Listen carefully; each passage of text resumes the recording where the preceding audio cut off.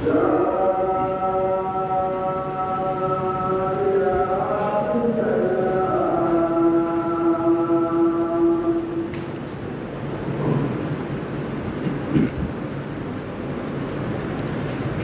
رب هذه الدعوة التامة والصلاة القائمة آت محمدا الوسيلة والفضيلة وابعثه اللهم مقاما محمودا الذي وعدته إنك لا تخلف الميعاد۔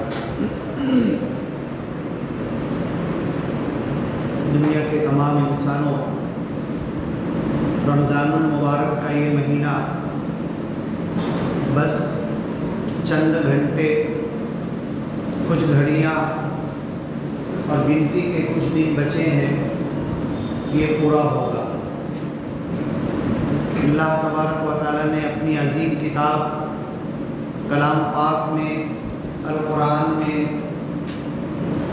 رمضان کی جو باتیں روزے کی بیان کی ہے، تو اس کے تعلق سے اللہ تعالیٰ کہتا ہے وَلِتُكْمِلُوا الْعِدَّةَ، کہ تم رمضان کی روزوں کی گنتی پوری کرو، وَلِتُكَبِّرُوا اللَّهَ، اور اللہ کی بڑائی کا اعلان کرو، وَلِتُكَبِّرُوا، تم کبریائی، بڑائی اور اللہ کی عظمت کا اعلان کرو، وَلِتُكَبِّرُوا اللَّهَ عَلَى مَا هَدَاكُمْ، کیوں کرو اللہ کی بڑائی؟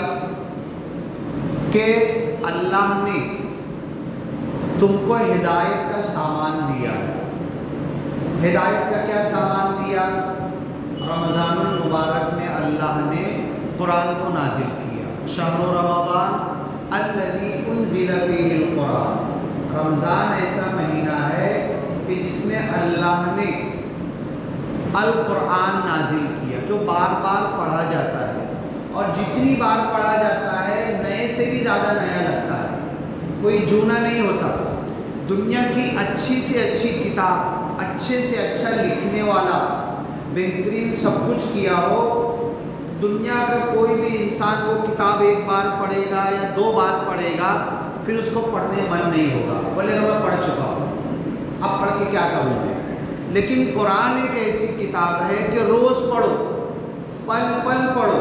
ختم قرآن کی جو دعا قرآن میں لکھی ہوتی ہے لاسٹ میں سورہ والناس کے بعد، اس میں یہی لکھا ہوا ہے کہ یہ قرآن، اس میں جو میں بھول گیا مجھے یاد دلا دے، جو بھول گیا مجھے یاد دلا دے، ذکرنی منہ ما نسیت وعلمنی منہ ما جہل، وہ سکھا دے جس سے میں جاہل ہوں، جس کا مجھے علم نہیں۔ موسیٰ علیہ السلام کو خضر علیہ السلام ملے تھے، خضر علیہ السلام کے اللہ نے کہا وَعَلَّمْنَاهُ مِن لَدُنَّا عِلْمًا، کہ ان کو ہم نے ہمارے پاس سے علم دیا تھا، اور اللہ سکھاتا ہے، اللہ معلم بن جاتا ہے۔ قرآن آیا حضرت جبریل کے ذریعے محمد صلی اللہ علیہ وسلم تک، وحی کے ذریعے آیا، جو اللہ نے کہا تھا وہی الفاظ کے ساتھ حضرت جبریل آ کر دے دیے، سکھا دیے، اللہ کے رسول نے صحابہ کو سکھایا، اور آج تک چلا آ رہا ہے۔ اس میں ایک نقطہ، ایک لفظ، ایک حرف، کسی بات کی کوئی تبدیلی نہیں ہوئی۔ ہم نے اس ذکر کو نازل کیا، ہم اس کی حفاظت کریں گے۔ دنیا کی ساری کتابیں بدل سکتی ہے، قرآن میں کوئی تبدیلی نہیں۔ تو اے اللہ مجھے دن رات، آناء اللیل و اطراف النہار، دن رات یہ قرآن پڑھنے کی توفیق عطا کر، اور یہ جتنا پڑھو نا جونا نہیں ہوتا، اس سے انسان بور نہیں ہوتا۔ ایک عالم بھی بار بار ایک آیت جب پڑھتا ہے، حالانکہ وہ عالم ہے، 7 سال اس نے دورہ حدیث، علم، حفظ سب کچھ پڑھا ہے، لیکن جب ایک آیت پڑھتا ہے نا، یا ایک عالم ہے، کوئی دوسرا عالم آ کے وہ آیت اس کو بتانے لگا، تو بولتا ہے ارے ہاں یہ مطلب، یہ معنی، اور اس انداز سے تو میں اس آیت پہ سوچا ہی نہیں تھا، آج تم پہلی مرتبہ بتا رہے ہو کہ اس آیت کو اس انداز سے بھی سوچا جا سکتا ہے، اس میں سے یہ موتی بھی نکل سکتے ہیں، یہ قیمتی باتیں ہماری زندگی کی اس آیت سے اخذ ہو سکتی ہے۔ حضرت عبداللہ ابن مسعود کہتے ہیں کہ قرآن جب نازل ہوا نا اللہ کے رسول صلی اللہ علیہ وسلم پر، تو مکہ والے جو تھے نا عربی کے ماسٹر تھے، ابو جہل، ابو لہب، ہاں اللہ کے رسول کے دشمن، آپ کو دکھ تکلیف اذیت دینے والے، دین اسلام کو قرآن کو مٹانے والے، جب یہ قرآن نازل ہو رہا تھا نا تو وہ سنتے تھے، ان کو عربی آتی تھی، اور ان کو بڑے بڑے جیسے آج مشاعرے ہوتے ہیں نا، ایسے عربی کے شعر کی مجلسیں لگاتے تھے اور بڑے بڑے انعام دیتے تھے کوئی اچھا شعر بولتا تھا تو، لیکن جب وہ قرآن سنتے تھے نا تو دنگ رہ جاتے تھے۔ عربی کے ماسٹر تھے، دوسروں کو کوئی باہر سے شاعر آتا تھا کوئی شعر بولتا تھا تو غلطی نکالتے تھے، نہیں تمہارے شعر میں یہ غلطی ہے، یہ لفظ یہاں نہیں یہاں ہونا چاہیے، اس کے اندر ردیف اور قافیہ میں فرق ہے، اس کی غلطی، اور اچھا نکلا تو واہ واہ بول کے اس کو بڑے سے بڑا انعام دیتے تھے، اپنا گھر بیچ کے۔ عربی کا ایسا ذوق تھا ان کو۔ حضرت عبداللہ ابن مسعود کہتے قرآن کی آیتیں عربی زبان میں نازل ہوئی، عربی جاننے والے پھٹ سے فوراً اس کا مطلب سمجھ جاتے تھے، مشرک تھے اور کافر تھے، جانتے تھے کہ اللہ کے سچے نبی ہیں، سچے رسول ہیں، انتظار کر رہے تھے، دعا کر رہے تھے کہ وہ نبی آئیں گے نا تو ان کے ساتھ مل کے یہودی عیسائیوں کے اوپر ہم غلبہ حاصل کریں گے۔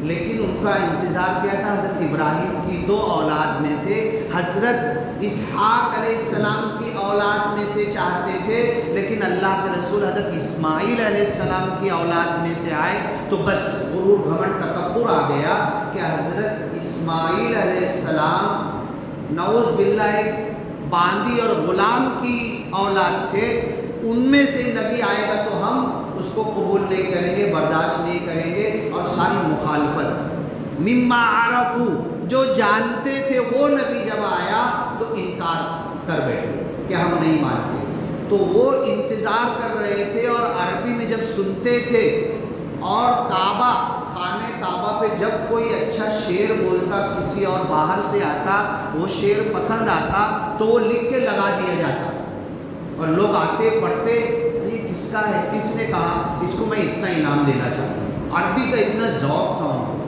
تو جب قرآن کی کوئی آیت نازل ہوتی نا تو وہ سنتے دنگ رہ جاتے، دہراتے۔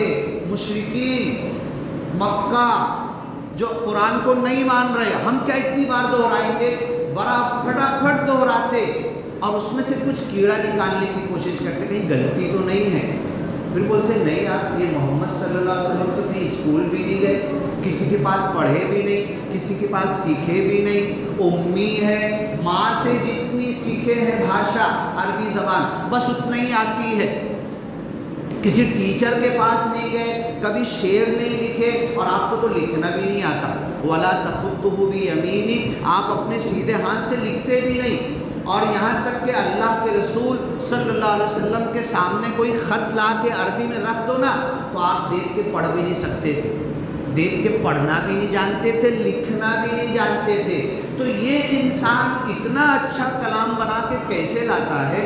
تو کوئی آیتیں نا صحابہ کرام کعبۃ اللہ میں لٹکا دیتے تھے قرآن کی آیت۔ اب حج کرنے کے لیے اسلامی حج سے پہلے بھی حضرت ابراہیم کے زمانے سے ہمیشہ حج ہوتا رہا ہے، ہر زمانے میں حج ہوتا رہا ہے، اور مشرکین مکہ بھی حج کرنے آتے تھے، وہ تو آخر میں سورہ توبہ میں کہا گیا کہ اب تم کعبہ کے قریب نہیں آ سکتے، تو یہ حج کرنے آتے تھے تو ایک ایک شعر پڑھتے تھے، اور جیسی قرآن کی کوئی آیت وہاں آ کے بولتے تھے تو بڑے بڑے شاعر اس کے نیچے لکھ دیتے تھے، یہ کسی انسان کا کلام نہیں ہے، یہ کسی انسان نے نہیں لکھا ہے، ما ھذا قول البشر، یہ تو اللہ کا کلام، تو انہیں قرآن سن کر یہ لگتا تھا کہ یہ انسان کی بات نہیں ہے۔ تو حضرت عبداللہ ابن مسعود کہتے ہیں قرآن کی آیتیں جو عربی زبان میں اتری ہے یہ خود اس کی ایک تفسیر ہے عربی زبان، اور جب عربی قرآن کی آیتوں کی تفسیر اٹھاؤ نا تو ایک آیت جیسے میں نے بھی پڑھا وَلِتُكْمِلُوا الْعِدَّةَ وَلِتُكَبِّرُوا اللَّهَ عَلَى مَا هَدَاكُمْ، تو ایک آیت کو بتانے کے لیے، ایکسپلین کرنے کے لیے قرآن عربی کے مفسرین 10 عربی کے اشعار نقل کرتے ہیں کہ دیکھو اس معنی سے ملتے ہوئے یہ شعر ہیں اور یہ کلام سارے اشعار پر بڑھ کر ہے۔ تو حضرت عبداللہ ابن مسعود کہتے ہیں قرآن جب نازل ہوا تو اہل عرب کی زبان میں، عربی کے اندر، قریش قبیلے کے اندر، اس لہجے میں، اس الفاظ میں، آپ کو پتہ ہے نا اب تو نیٹ کا زمانہ ہے، یوٹیوب پر ڈھیر ساری قرأت آتی ہے، آپ کبھی مغرب، آسٹریلیا، سوڈان کے ایک قاری ہے شیخ نوری، نکالنا آپ لوگ، پوری تراویح کے اندر ان کے آنسو ہی چلتے رہتے ہیں، لیکن ان کی قرأت الگ ہے۔ وَالضُّحَىٰ وَاللَّيْلِ اِذَا سَجَىٰ، تو وَالضُّحَىٰ وَاللَّيْلِ اِذَا سَجَىٰ یہ پڑھتے ہیں، لیکن ان کی آنکھ سے آنسو جاری رہتے ہیں، پورا قرآن پڑھتے ہیں وہ شیخ نوری، آپ لوگ نکالنا، سوڈانی لہجے میں پڑھتے۔ تو قرآن 7 لہجوں پہ نازل ہوا ہے، 7 طریقے پر پڑھا جاتا ہے۔ مالک یوم الدین، دوسری قرأت ہے ملک یوم الدین۔ آج اگر امام صاحب پڑھ دیں گے تو لوگ بولیں گے کیا غلط پڑھ رہے ہیں کیا؟ یہ پوری دنیا میں 7 طریقے پر آج بھی قرآن پڑھا جاتا ہے۔ تو یہ قرآن عربی زبان میں، قریش کے لہجے میں، مکہ میں، عرب میں نازل ہوا، اس کی تفسیر زبان ہی بتا دیتی ہے، اور کچھ آیتوں کی تفسیر اللہ کے رسول بتاتے ہیں، کچھ آیتوں کی تفسیر اللہ کے رسول کے بعد صحابہ کرام کی زندگی سے ہمیں ملتی ہے، کچھ آیتوں کی تفسیر تو قیامت تک سامنے آتی رہے گی، ایک ایک چیز نظر آتی رہے گی۔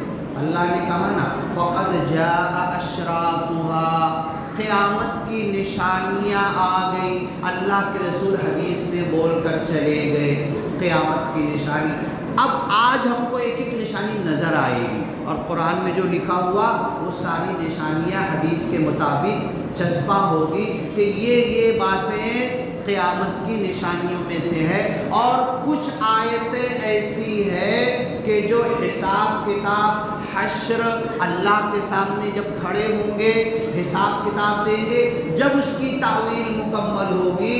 اور کچھ آیتیں ایسی ہے جب جنتی جنت میں چلے جائیں گے، جہنمی جہنم میں چلے جائیں گے، بیچ میں ایک دیوار، پوری سورہ اعراف ہے، جنت اور جہنم کے بیچ میں ایک دیوار ہوگی، وَعَلَى الْأَعْرَافِ رِجَالٌ، اس دیوار پہ کچھ انسان کھڑے ہوں گے، اللہ ہم کو بچائے۔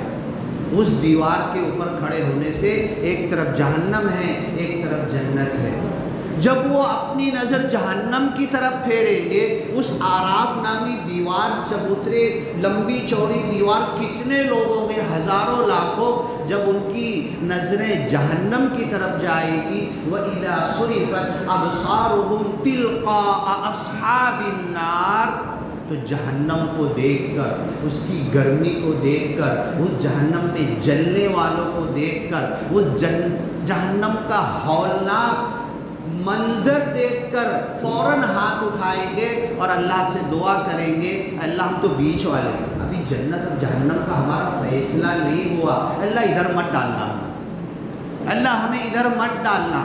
وَإِذَا صُرِفَتْ أَبْصَارُهُمْ تِلْقَاءَ أَصْحَابِ الْجَنَّةِ، جب ان کی نظریں جنت والوں، یہی کل بندہ کہہ رہا تھا ختم قرآن میں کہ جب قرآن ہم سنیں گے نا تراویح میں، ہاتھ باندھ کے کھڑے ہیں اور سمجھ میں آئے گا تو آنکھ سے آنسو جاری ہو گئی، اور جیسے ہی آنکھ سے آنسو آیا یہ ہماری دعا ہو گئی، الگ سے آدھے گھنٹے کی دعا نہیں مانگنا پڑے گی۔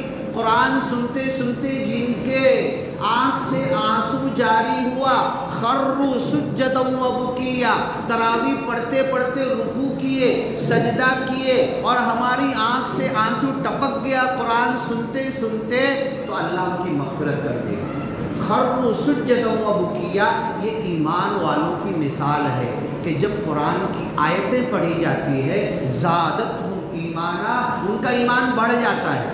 لیکن مجھے کچھ समझ में तो नहीं आ रहा, कहाँ से ईमान बढ़ेगा। एक आदमी आया गाली बक रहा है, मेरी भाषा में दे रहा है तो मुझे समझ में आएगा, मैं आस्तीन चढ़ाऊंगा, जाके उसको मारने दौड़ूंगा। और ऐसी भाषा में गाली दे रहा है कि मुझे समझ में नहीं आ रहा, तो मैं खड़ा हंसता रहूँगा ना, हाँ, मुझे कुछ समझ में ही नहीं आएगा। तो ये ज़बान, अरबी ज़बान में अब साल भर हमारे पास है, इस साल भर में इतनी मेहनत और कोशिश कर सकते हैं। और आपको हैरत होगी, पूरे कुरान के अंदर अलिफ लाम मीम सूरह फातिहा से वन्नास तक जितने अरबी के अल्फाज आते हैं ना, सब बार बार रिपीट होते हैं। 80% अल्फाज वही रिपीट होते हैं, थोड़े थोड़े कुछ नए अल्फाज आते हैं।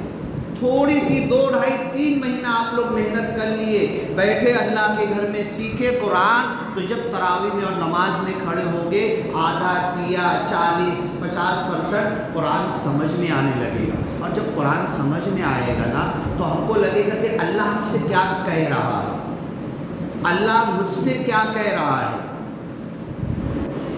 मेरी बीवी के लिए, मेरे बच्चों के लिए, मेरे घर वालों के लिए, पड़ोसी के लिए, ये हजरत के लिए, इनके लिए कुरान क्या कह रहा है ये जाने।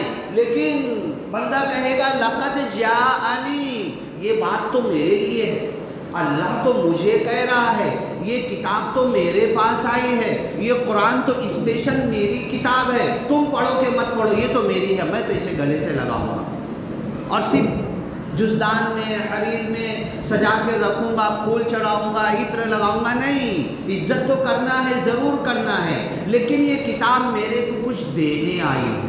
लक़द जाअनी, ये किताब मेरे पास आई है, मेरे लिए आई है, मेरे ज़माने के लिए, मेरे गांव में, और मैं सबसे ज़्यादा इस किताब से फ़ायदा उठाना चाहता हूँ। तो जो आयत मैंने लिया था, वलितुकमिलुल इद्दा, तुम रमज़ान की गिनती पूरी करो। कौन सी गिनती?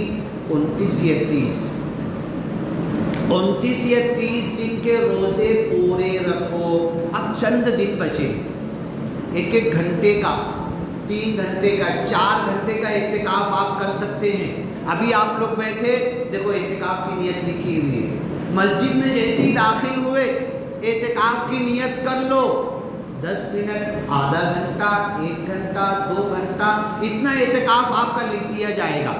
और एतिकाफ़ एक ऐसी इबादत है जो रमज़ान के अलावा भी हम लोग कर सकते हैं, खाली रमज़ान ही उसके लिए नहीं है।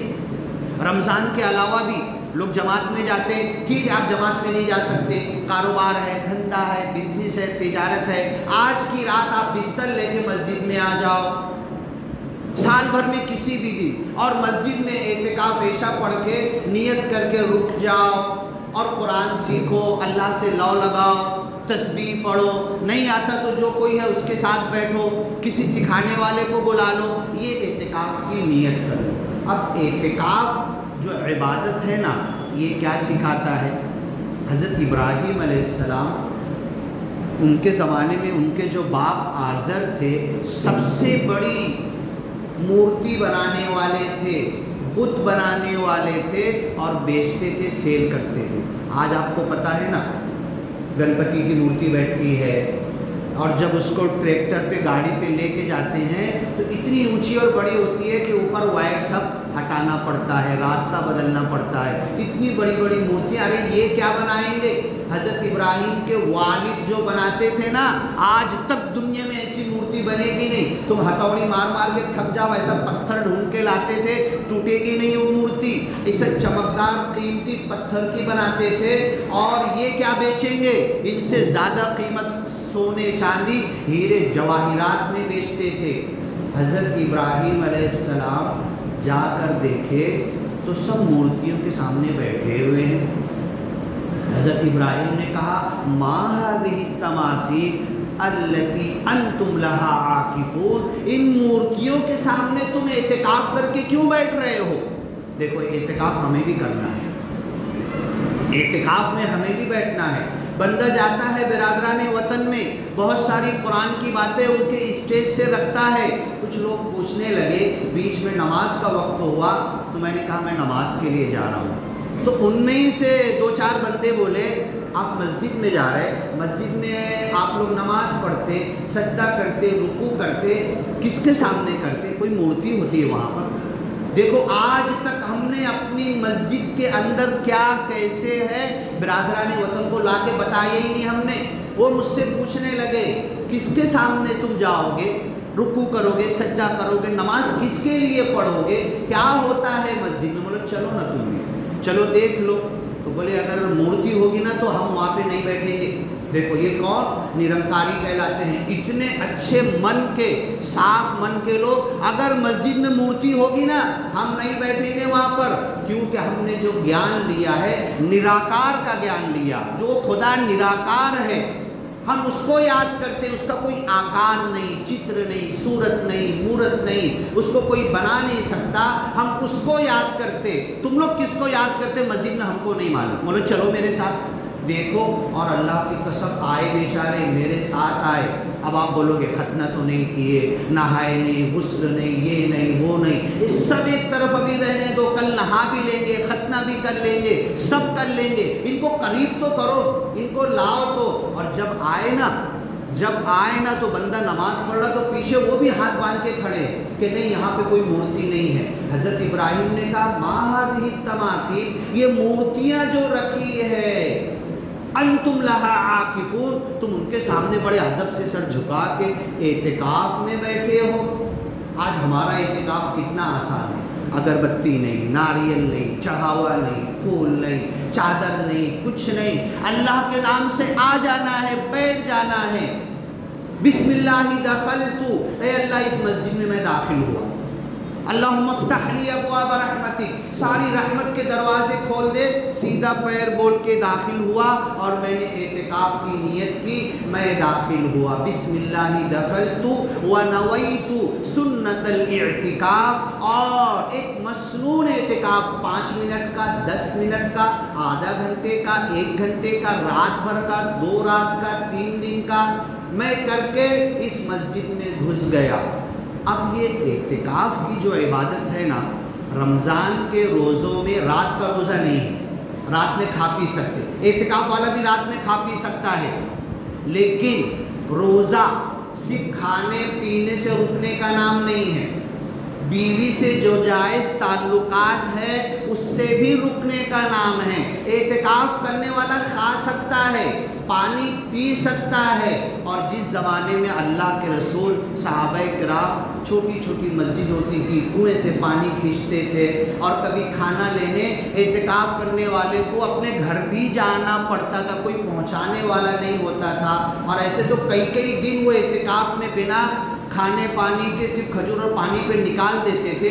2 ڈھائی 3 دن کے بعد کبھی ضرورت ہوتی تھی تو اپنے گھر پہ کھانا لینے جاتے تھے، تو اللہ نے قرآن میں کہا وَلَا تُبَاشِرُوهُنَّ وَأَنْتُمْ عَاكِفُونَ فِي الْمَسَاجِدِ، اپنی بیویوں سے جائز تعلقات جو رمضان کی راتوں میں تم قائم کر سکتے ہو، اعتکاف کرنے والا نہیں کر سکتا۔ یہ آیت کیوں کہی ہے؟ اعتکاف کرنے والے کو مسجد میں اس کی بیوی کہاں ملے گی؟ کیوں اللہ نے کہا؟ مطلب موقع ملے گا جانے کا تو اس وقت بھی اس سے بچنا ہے، احتیاط کرنا ہے۔ اب عورتوں کو بھی تعلیم دے۔ سب سے بڑی بدقسمتی یہ ہے کہ آج ہم لوگ مرد یہاں پر سن رہے ہیں، عورتوں تک یہ جمعہ کا بیان نہیں پہنچ رہا ہے۔ اب یہ ہمارا فرض بنتا ہے، جتنی باتیں ہم نے سنی گھر میں ہماری عورتوں کو جا کر بتانا، بیوی کو، بہن کو، ماں کو،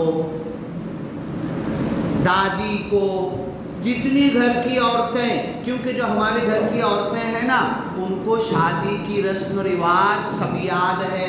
ایک چھوٹی سی رسم نہیں کی جائے گی تو نانی اٹک جائے گی، نہیں یہ ہونا چاہیے، اس کے بنا تو دلہا نہیں آئے گا، شادی نہیں ہوگی۔ وہ دادی اماں کو، نانی کو، ماں کو، بیوی کو وہ جا کر بتا دو، انہیں رسم و رواج سب یاد ہے، انہیں قرآن بھی یاد ہونا چاہیے۔ دین کی باتیں بھی معلوم ہونا چاہیے. اعتکاف کسے کہتے پتہ ہونا چاہیے. تم گھر میں اعتکاف کر سکتے ہو, نانی اماں تم گھر میں اعتکاف کر سکتے ہو. اب تم تو بوڑھے ہو گئے, تم تو بیٹھے رہتے ہو, تم تو نکل کے کہیں جاتے نہیں, کھانا بھی یہی مل رہا, باتھ روم کے پاس خالی سڑک کے جانا ہے, پیشاب پخانہ کر کے پھر یہیں بیٹھنا ہے. نانی اماں تم اعتکاف کر سکتے ہو, گھر میں کر سکتے ہو. اعتکاف سنت کا ثواب تمہیں مل سکتا ہے. یہ اپنی بیویوں سے بھی بتائیں. آج 1 مہینہ ہوا شادی ہوئی ہے کسی کی, وہ اپنی بیوی کو تعلیم دے کہ میں مسجد میں اعتکاف کروں گا, تو گھر میں اعتکاف کر. اور ٹھیک ہے ہمارا کاروبار, دھندا, بزنس, تجارت ایسی ہے کہ ہم اعتکاف نہیں کر پا رہے ہیں, روزانہ میں دھندے پر جاتا ہوں اور کما کر لاتا ہوں تو گھر چلتا ہے. چلو ایسا کرتے ہیں نا, اپنی بیوی سے کہو کہ ہم اعتکاف والے کی نقل کریں گے. رمضان کے راتوں میں میاں بیوی کے ملنے کی کوئی ممانعت نہیں ہے, لیکن ہم اعتکاف کی نیت کر کے اس جائز اور حلال عمل سے بھی بچیں گے. تو ہم کو یہ چیز پتہ ہوگی کہ اعتکاف کا کیا برکت ہے, اعتکاف کا کیا فائدہ ہے. ایک حلال اور جائز چیز سے بھی رمضان کی راتوں میں بچنے سے, رمضان بھر 30 دن آپ بچ سکتے ہیں چاہے تو. اس سے ایک ٹریننگ ہوگی, اس سے کیا ہوگا, ہماری ایک ریہرسل ہوگی, پریکٹس ہوگی کہ انسان میاں بیوی کا رشتہ صرف ایک کام کے لیے نہیں ہے. بیوی صرف ایک کام کے لیے نہیں ہوتی. بیوی ہوتے ہوئے بھی, گھر میں کھانا پانی سب کچھ کرتے ہوئے بھی ہم 10 دن 12 دن مہینہ بھر اس تعلقات سے دور رہیں گے. اعتکاف والے کی نقل کریں گے, اعتکاف والے کی طرح نکالیں گے, تو ہمارے ذہن میں, ہمارے مائنڈ میں, ہمارے بدن میں, ہماری جو سیکس کی چاہت ہے اس میں کنٹرول آئے گا. اور اللہ کے رسول اور قرآن اور حدیث کی وقت ہو رہا ہے نا, کتنا بچا ہاں. تو یہ جو انسان کے اندر قرآن نے کہا زُيِّنَ لِلنَّاسِ حُبُّ الشَّهَوَاتِ, عورتوں کی محبت انسانوں مردوں کے دلوں میں رچ بس گئی ہے, بسا دی گئی ہے. اور سب سے زیادہ گناہ عورتوں کی وجہ سے. عورتوں کو حبالت الشیطان, شیطان کی رسیاں کہا گیا, اور جائز بیوی کا رشتہ قائم کیا گیا. تو رمضان آتا ہے کہ اس جائز, کھانا پینا تو روز کرتے ہیں نا, اس کھانے پینے پہ بھی کنٹرول کرو. یہ رات بھر کھانے کا مہینہ نہیں ہے, ہوٹلوں کے اندر مسلمان نظر آئے, کھانے پینے پہ کنٹرول کا مہینہ ہے. سیکس, بیوی سے جائز تعلقات پہ کنٹرول کرو. اس کے لیے آیا ہے تاکہ تمہارا ذہن کبھی کسی پر پڑے, کسی پر نظر پڑے تو اچھی نظر پڑے.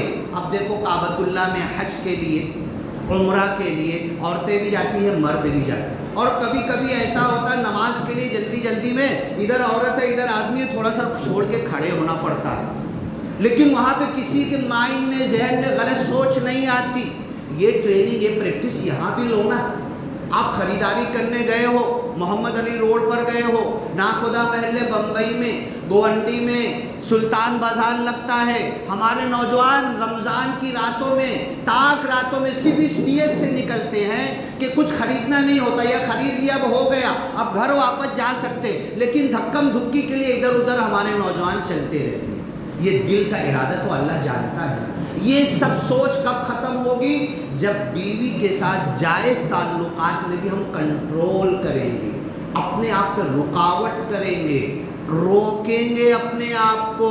اور اس جائز, اسی لیے رمضان آتا, کھانے پینے کے لیے اور بیوی کے ساتھ جائز تعلقات کے لیے. اور اعتکاف کی آیت آئی, اللہ کہتا ہے وَلَا تُبَاشِرُوهُنَّ وَأَنْتُمْ عَاكِفُونَ فِي الْمَسَاجِدِ. اب جو بندے نے بورڈ پر آیت لکھی ہے کہ جب یہ اس طریقے سے تم پورا رمضان بتا دو, اپنے ذہن, اپنے سوچ, اپنے نظر, اپنے خیالات کو بھی پاک کر لو. اور اگر کبھی بے پردہ لوگ تو رہیں گے دنیا میں, سکھ, عیسائی, کرسچن, الگ الگ لوگ, شارٹ کپڑے پہننے والے, آدھا کپڑا پہننے والے, دنیا میں ہر جگہ ہمیشہ رہیں گے. میں اپنی نظر پہ پردہ ڈال لوں نا, ساری دنیا تو پردہ کرے گی نہیں کرے گی, اسلامی حکومت آنے بعد سب کریں گے, وہ الگ بات ہے. ابھی تو سب پردہ نہیں کریں گے نا, ابھی میں اپنی نظر پہ پردہ ڈال لوں. اللہ کہتا ہے یغضوا من ابصارہم, اپنی نظروں کو نیچا کر لو۔ تو یہ اپنی حفاظت کرنا، اور اس معاشرے کے اندر اب ان ساری چیزوں کے ساتھ ہمیں آگے بڑھنا ہے۔ تو اللہ کہتا ہے کہ وَلِتُكْمِلُوا الْعِدَّةَ، جب یہ رمضان کی گنتی پوری ہو جائے، وَلِتُكَبِّرُوا اللَّهَ، اللہ کی بڑائی کا اعلان کرو، عَلَى مَا هَدَاكُمْ، جو ہدایت کا سامان رمضان میں قرآن کی شکل میں دیا، وَلَعَلَّكُمْ تَشْكُرُونَ، تو تمہارے اندر شکریہ کا بھاؤ پیدا ہو سکتا ہے، اور تم وَلِتُكَبِّرُوا اللہ اکبر اللہ اکبر لا الہ الا اللہ واللہ اکبر اللہ اکبر وَلِلَّهِ الْحَمْدُ اللہ اکبر کبیرا والحمد للہ کثیرا وسبحان اللہ بکرۃ وأصیلا، کہتے ہوئے، کبریائی کا اعلان کرتے ہوئے ایک راستے سے عیدگاہ جاؤ، دوسرے راستے سے واپس آؤ، پوری دنیا میں اللہ کی تکبیر کا اعلان کر دو۔ پہلا رمضان تھا، پہلی عید تھی، پہلی جنگ ہوئی، جنگ بدر 17 رمضان، مسلمان واپس آئے اور یہ قرآن کی آیت نازل ہوئی کہ اب تم کو پہلی عید کے لیے جمع ہونا ہے۔ نہ نئے کپڑے تھے، نہ نئے چپل تھے، نہ نئی ٹوپی تھی، کچھ نہیں تھے، زخم بھرے ہوئے تھے، پٹی لگا رہے تھے۔ ایک صحابی کا ایک ہاتھ کٹ گیا تھا اور وہ ایک ہاتھ سے اٹھا کر دعا کرتے ہوئے، تکبیر پڑھتے ہوئے عید کے میدان میں جمع ہو گیا۔ اور سچی حدیث ہے کہ شیطان وہ 313 مسلمان کو دیکھ کر کانپ رہا تھا، یہ اللہ کی کبریائی کا اعلان کر رہے ہیں، اللہ کی قسم میں یہ 313 کا کچھ نہیں بگاڑ سکتا۔ آج وہی شیطان بول رہا مکہ میں عید کی نماز ہوگی، مدینہ میں ہوگی، فلسطین میں ہوگی، بیت المقدس میں ہوگی، پاکستان، انڈیا، سری لنکا، بنگلہ دیش، ساری دنیا میں مسلمان ان گنت جگہ پر عید کے لیے جمع ہوں گے، تکبیر کہتے ہوئے جائیں گے، تکبیر کہتے ہوئے آئیں گے، 2 رکعت دگانا ہوگا، خطبہ ہوگا، دعا ہوگی، لیکن شیطان بولے گا اللہ کی قسم تم میرا کچھ نہیں بگاڑ سکتے۔ کل 313 کو کہہ رہا تھا میں ان کا کچھ نہیں بگاڑ سکتا۔ یہ تبدیلی ہمارے اندر بھی آ سکتی ہے۔ آیت وہی ہے، قرآن وہی ہے، نماز وہی ہے، دین وہی ہے، ایمان وہی ہے، تکبیر بھی وہی ہے، امام صاحب وہی پڑھیں گے، وہی خطبہ دیں گے۔ ہماری نماز کی قبولیت میں اور شیطان کے دیکھنے میں کیوں فرق ہو گیا؟ اور کل کی نماز میں یہی سب کی تھی، کیا فرق تھا؟ بس اللہ تعالی ہمارے اندر وہ جذبہ پیدا کر دے۔ تو آج جو دنیا میں ہمیں لوگ آنکھ دکھا رہے ہیں اور یہ 20 کروڑ کو اٹھا کے پھینک دینا چاہتے ہیں اس وطن سے، یا انہیں جلا دینا چاہتے ہیں، فسادات میں کاٹ دینا چاہتے ہیں، روہنگیا کی طرح انہیں NRC اور دوسرے شہروں کا کہہ کے، دوسرے ملک کا کہہ کے ان کے اوپر ان کو ڈیٹینشن سینٹر میں ڈالنا چاہتے ہیں۔ یہ سب یہ کر سکتے ہیں، لیکن اگر اللہ کے مضبوط سہارے سے ہم جٹ گئے، او آوی الی رکن شدید، اللہ کے مضبوط سہارے کو جمعۃ الوداع کہتے ہیں نا، رمضان ودا ہوگا نا، اس مضبوط سہارے سے اگر ہم جٹ گئے تو دنیا والے ہمارا کچھ نہیں بگاڑ سکتے۔ بارک اللہ لنا ولکم فی القرآن المجید ونفعنا وإیاکم بالآیات والذکر الحکیم، انہ تعالی جواد کریم ملک بر رؤوف رحیم ورب الحمید۔